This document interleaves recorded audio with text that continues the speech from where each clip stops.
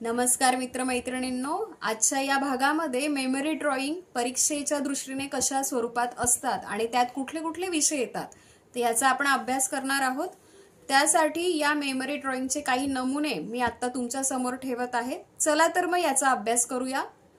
सुरुवातीला पाहत आहोत आपण ते म्हणजे भेळपुरी खाणारे कुटुंब, ज्यामध्ये शीघ्र रेखाटन केलेलं आहे। तुम्ही पाहू शकता कशा पद्धतीने आडवा कागद धरून यामध्ये चित्र काढलं गेलं आहे।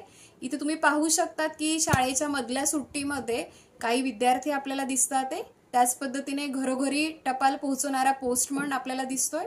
झाडं तोडण्यासाठी नकार देणारे विद्यार्थी आपल्याला इथे काही दिसतात। इथे मजूर जेवण करतात झाडाखाली, आडवं चित्र आहे। इथे पण हे पण आडवं चित्र आहे। नदी किनारी बायका इथे धुणं धुत आहेत। त्याच पद्धतीने इथे ज्योतिष सांगत आहे रस्त्यावर। आता याच्यानंतर आहे बघा की इथे पण काही शेतकरी आपल्याला काम करताना दिसतात। ज्या पद्धतीने काम केलं जातंय तसंच इथे आपण पाहत आहोत की चहाची टपरी दिसते आहे। त्यानंतर पाहुण्यांचं स्वागत आहे, कौतुक आहे त्यांच्याकडून। इथे फुलं विक्रेता आपल्याला दिसत आहे, आपण पाहू शकतो। यानंतर तुम्ही इथे पाहत आहात की झाडांना पाणी टाकणारे काही मुलं दिसतात। या ठिकाणी पण अनेक विषय इथे आलेले आहेत।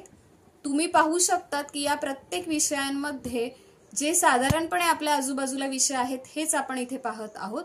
ते या सगळ्या विषयांच्या बरोबरीने आपले सण असतात, समारंभ असतात, तर असे पण विषय या विषयांमध्ये येत असतात। इथे तुम्हाला बूट पॉलिश करणारा माणूस जो आहे त्याच्या बुटांना पॉलिश केली जात आहे। रेल्वे स्टेशन आहे, तर असे विषय आपल्या डोळ्यासमोर जे असतात कायमस्वरूपी, तर या विषयांमध्ये अभ्यास केला जातो।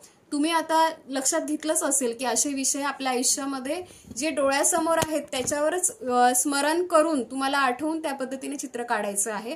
ते हेच अनेक नमुने आपल्या डोळ्यासमोर आलेले आहेत।